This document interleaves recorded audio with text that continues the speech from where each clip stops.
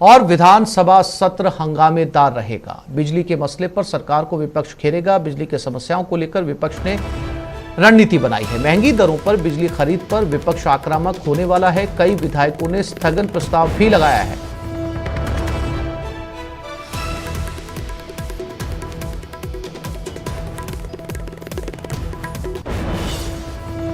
तो आज का विधानसभा सत्र पर सबकी नजरें। आज लंपी के बाद मुद्दा रहेगा बिजली का, महंगी दरों पर बिजली खरीद का, और इसको लेकर आज सत्र जो है वो हंगामेदार रहने वाला है।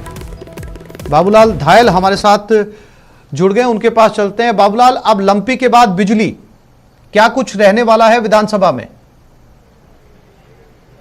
जी बिल्कुल, विपक्ष ने सरकार को रोजाना घेरने के लिए नए नए मुद्दे तलाशे और आज बिजली पर सरकार की घेराबंदी करेगा विपक्ष और सरकार को घेरेगा कि बिजली कटौती हो रही है और महंगी दरों पर बिजली की खरीद हो रही है। मेरे साथ जुड़ रहे हैं बीजेपी के मुख्य प्रवक्ता रामलाल शर्मा। रामलाल जी, किस तरह की रणनीति आज आपकी? देखिए, कल लंपी वायरस को लेके हमने सरकार को घेरा, सरकार के पास कोई उत्तर नहीं था। सदन के अंदर भी घेरा, सड़क के ऊपर भी सरकार को घेरने का काम किया। आज हम सरकार को बिजली के मामले के अंदर घेरेंगे।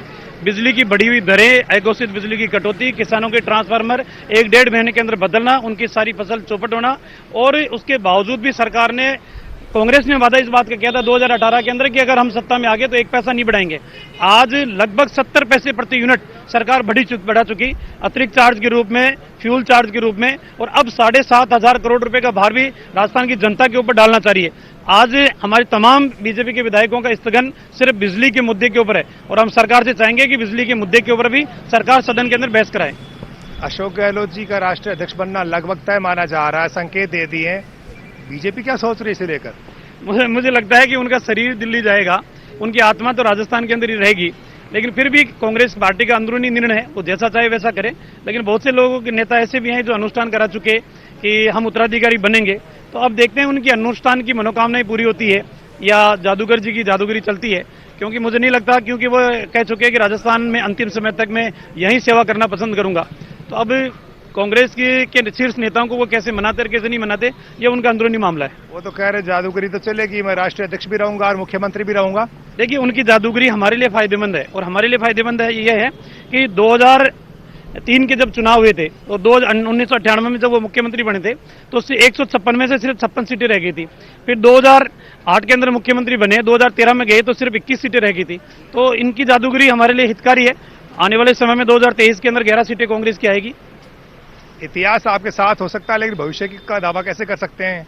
नहीं, इतिहास से बहुत कुछ सीखने को मिलती है और इतिहास अपनी पुनरावृत्ति दोहराने का काम भी करता है। तो इतिहास दोहराएंगे, 11 सीटें कांग्रेस की आएगी। ये थे रामलाल शर्मा जो कह रहे थे कि अशोक गहलोत जी दिल्ली जाते हैं और यहाँ मुख्यमंत्री भी रहते हैं तो उनके लिए बहुत अच्छा होगा, क्योंकि इतिहास बीजेपी के हमेशा साथ रहा है। कुल मिलाकर के आज तमाम जो बीजेपी और कांग्रेस के विधायक हैं उनकी निगाह इसी बात पर टिकी है कि क्या अशोक गहलोत दिल्ली जा रहे हैं, अगर वो राष्ट्रीय अध्यक्ष बन रहे हैं तो क्या वो राजस्थान के मुख्यमंत्री भी रहेंगे। कांग्रेस पार्टी में एक पद एक व्यक्ति का सिद्धांत लागू है। ऐसी सूरत में कल देर रात तक विधायक दल की बैठक चली और उस बैठक में मुख्यमंत्री अशोक गहलोत ने साफ साफ संकेत दे दिए कि अब उन्हें दिल्ली जाना ही होगा। जी बाबूलाल, नजर बनाए रखिएगा, अपडेट लेते रहेंगे विधानसभा में शुरू होने वाली कार्रवाई का। फिलहाल तमाम जानकारी के लिए आपका धन्यवाद। और इस वक्त की बड़ी खबर मिल रही है, राजू श्रीवास्तव मशहूर कॉमेडियन नहीं रहे। दिल का दौरा पड़ने के बाद लगातार वो एम्स में भर्ती थे और उनकी हालत में पिछले दिनों सुधार भी हुआ था। अब उन्होंने आज अंतिम सांस ली है। तो राजू श्रीवास्तव मशहूर कॉमेडियन नहीं रहे। पिछले दिनों में उन्हें दिल का दौरा पड़ा था और उनकी हालत गंभीर हो गई थी। एम्स में उन्हें भर्ती करवाया गया था और पिछले कुछ दिनों में उनकी हालत में सुधार भी हुआ।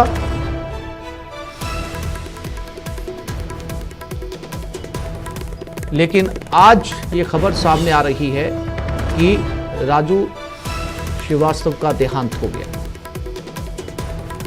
राजू श्रीवास्तव बॉलीवुड में कॉमेडी कैरेक्टर के लिए जाने जाते थे। उन्होंने बहुत सी बॉलीवुड फिल्मों में काम किया।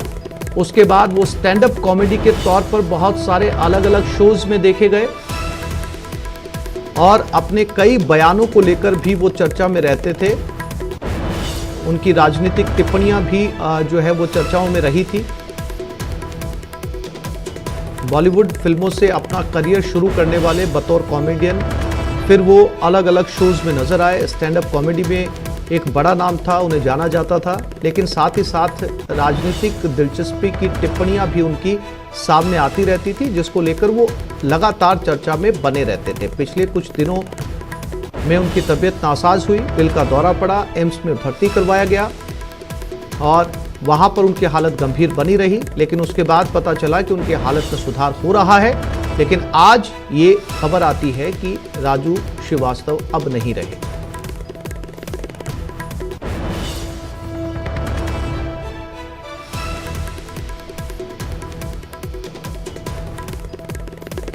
राजू श्रीवास्तव अपने ट्वीट्स के जरिए भी लगातार, उनके ट्वीट्स भी चर्चा में रहते थे, ट्वीट करते थे। वो देश में घटने वाली तमाम राजनीतिक घटनाओं को लेकर भी वो ट्वीट किया करते थे।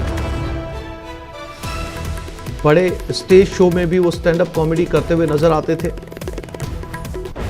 बहुत सी फिल्में उनकी जो हैं वो शुरुआती दौर में अगर आप देखेंगे तो उन्होंने बहुत सारी फिल्मों के अंदर बतौर कॉमेडियन काम किया है। चाहे वो सलमान खान के साथ उनके शुरुआती करियर की फिल्में रही हों या किसी बड़े स्टार के साथ में, चाहे वो गोविंदा रहे हों या फिर दूसरे बड़े स्टार जिनके साथ राजू श्रीवास्तव ने कुछ बड़ी फिल्मों के अंदर भी बतौर कॉमेडियन काम किया है और वहाँ से अपनी पहचान उन्होंने बनाई। और इसके बाद उन्होंने बड़े कुछ कॉमेडी शोज़ किए जिसकी वजह से वो लगातार चर्चा में बने रहे और इसके बाद वो बतौर स्टैंड अप कॉमेडियन अलग अलग शोज में जाते रहे। आपको याद होगा अन्ना हजारे आंदोलन में वो कई बार अन्ना हजारे के साथ स्टेज पर भी नजर आए हैं। तो लगातार वो चर्चा में बने रहे हैं, चाहे वो अपनी कॉमेडी को लेकर हो या फिर अपने ट्वीट्स को लेकर या फिर अपनी बयानबाजी को लेकर। राजू श्रीवास्तव कॉमेडी की दुनिया में एक बड़ा नाम, करोड़ों लोगों को उन्होंने गुदगुदाया, हंसाया और कॉमेडी का ये बड़ा स्टार पिछले दिनों बीमार हुआ, दिल का दौरा पड़ा। उसके बाद उन्हें हॉस्पिटल में भर्ती करवाया गया, देश की सबसे बड़ी हॉस्पिटल एम्स में। और उसके बाद जहां गंभीर हालत थी, उनकी तबीयत में धीरे धीरे सुधार होना शुरू हुआ। लेकिन आज खबर मिल रही है कि राजू श्रीवास्तव का देहांत हो चुका है।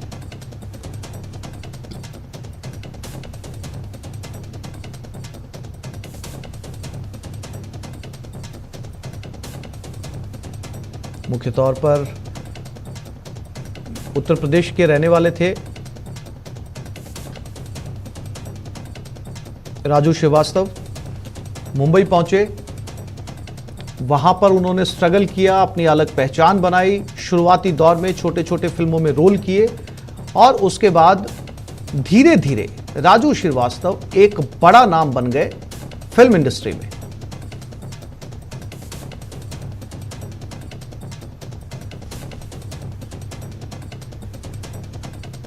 पिछले कई दिनों से उनका इलाज चल रहा था, उनकी हालत में धीरे धीरे सुधार होने लगा।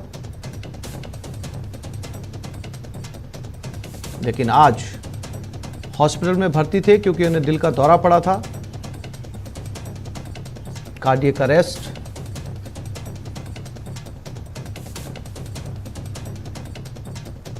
एम्स में उनका पिछले 1 महीने से लगातार इलाज चल रहा था। शंकर आनंद संवाददाता दिल्ली से हमारे साथ जुड़ गए। शंकर, आखिरकार वो बुरी खबर आई गई जो बीच में लगातार अफवाह बनी हुई थी कि राजू श्रीवास्तव नहीं रहे, लेकिन अब ये खबर सबके सामने है कि राजू श्रीवास्तव जो है वो दिल का दौरा पड़ने की वजह से अपना इलाज करवा रहे थे और आज उनका देहांत हो गया। लेकिन जब राजू श्रीवास्तव को शंकर याद करते हैं तो बॉलीवुड फिल्मों से छोटे छोटे रोल के जरिए अपने करियर की शुरुआत करने वाले राजू श्रीवास्तव एक बड़ा नाम बन चुके थे। उन्होंने एक बड़ी पहचान बनाई, लेकिन वो कॉमेडी के क्षेत्र तक सीमित नहीं रहे, बल्कि अपने ट्वीट्स को लेकर या अपनी बयानबाजी को लेकर भी वो लगातार चर्चा में रहते थे। तो किसी भी एंगल से हो, राजू श्रीवास्तव को शंकर याद किया जाएगा। निश्चित तौर पे देखिए बेहद कहा जा सकता है दुख की ये खबर है। और जिस तरह से राजू श्रीवास्तव की अगर बात करें तो राजू श्रीवास्तव वो एक हंसी मजाक और बेहद एक कहा जा सकता है खुले दिल के इंसान के तौर पे उनको जाना जाता है। जिस तरह से उनका व्यक्तित्व रहा और जिस तरह से उनकी अदाकारी रही, तो निश्चित तौर पे बॉलीवुड में एक बहुत बड़ा एक स्थान जो है आज वो रिक्त हुआ है। और जिस तरह से अगर कहा जाए राजू श्रीवास्तव के बारे में तो पिछले 41 दिनों से एम्स अस्पताल में उनका इलाज चल रहा था। और उत्तर प्रदेश के रेजिडेंट कमिश्नर जो उन्होंने इस मामले पर बताया था वो भी अभी अस्पताल में पहुंचे हैं। और जिस तरह से अगर कहा जाए उत्तर प्रदेश सरकार की तरफ से बात करें या खुद बॉलीवुड के शहंशाह अमिताभ बच्चन की तरफ से बात करें, उन्होंने लगातार सिर्फ दिल खोल करके राजू श्रीवास्तव की मदद किया। और यहाँ तक कि उनके परिजनों से लगातार बातचीत की जा रही थी। और जिस तरह से 41 दिनों से उनका इलाज चल रहा था, लेकिन आज दुख की खबर आई है। और जिस तरह से कहा जाए राजू श्रीवास्तव का जाना, चाहे राजनीतिक गलियारों की बात कर लें या बॉलीवुड की बात करें, कहीं न कहीं एक बहुत बड़ी क्षति है। और 10 अगस्त को उनको हार्ट अटैक हुआ था, उसके बाद एम्स अस्पताल में भर्ती कराया गया था। उसके बाद लगातार उनका इलाज चल रहा था। और जिस तरह से बकायदा उनको कोशिश की जा रही थी कि जितना जल्द से जल्द और बेहतर तरीके से उनका इलाज कराया जाए।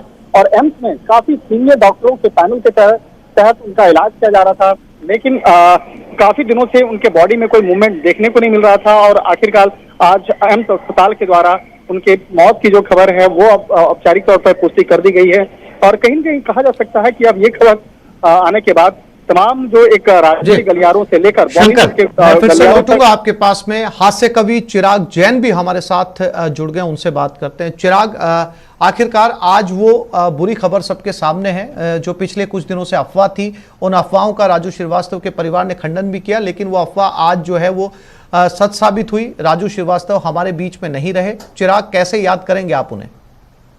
मुझे किसी का एक शेर याद आता है कि वो जो मशहूर मस्खरा होगा कंठ तक दर्द से भरा होगा।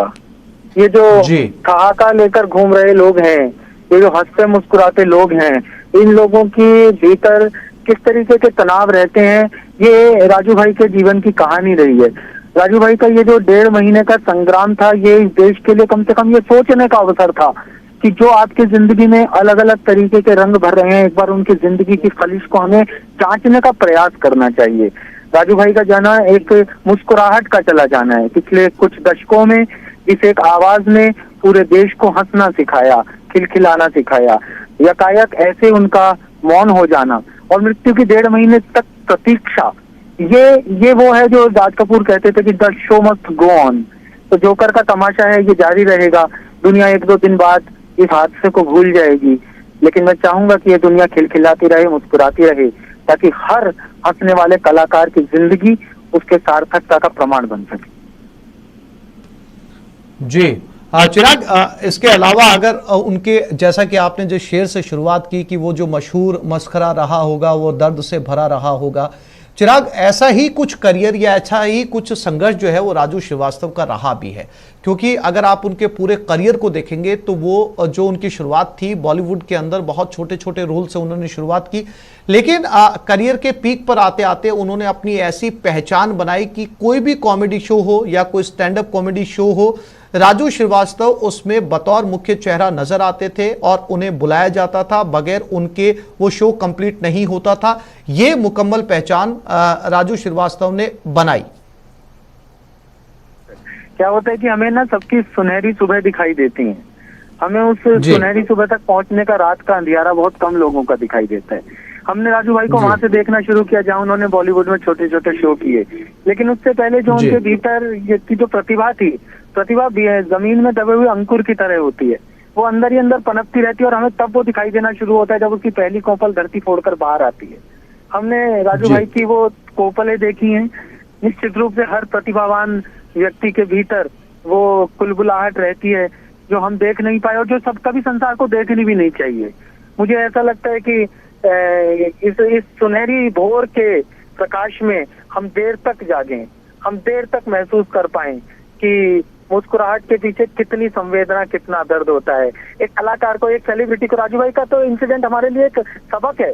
एक सेलिब्रिटी जब आपके सामने फिट एंड फाइन दिखाई देता है, उसके अंदर जो कुछ चल रहा होता है, वो जितनी तैयारी करता है, स्वयं को फिट रखने की कोशिश करता है, नींद से समझौता करता है, परिवार से समझौता करता है। हम लोग अटैची लेकर दुनिया भर में घूमते रहते हैं, हमारा परिवार पीछे हमारी प्रतीक्षा करता रहता है। उन्हें हर सुबह इस बात की प्रतीक्षा होती है कि स्वास्थ्य का फोन आएगा कि हम स्वस्थ हैं। हमें उस प्रतीक्षा का सम्मान करना चाहिए। जी चिराग साहब, बहुत शुक्रिया हमारे साथ जुड़ने के लिए, बातचीत करने के लिए। शंकर, आपका भी बहुत शुक्रिया। तो इस बुलेटिन में फिलहाल इतना ही। नमस्कार।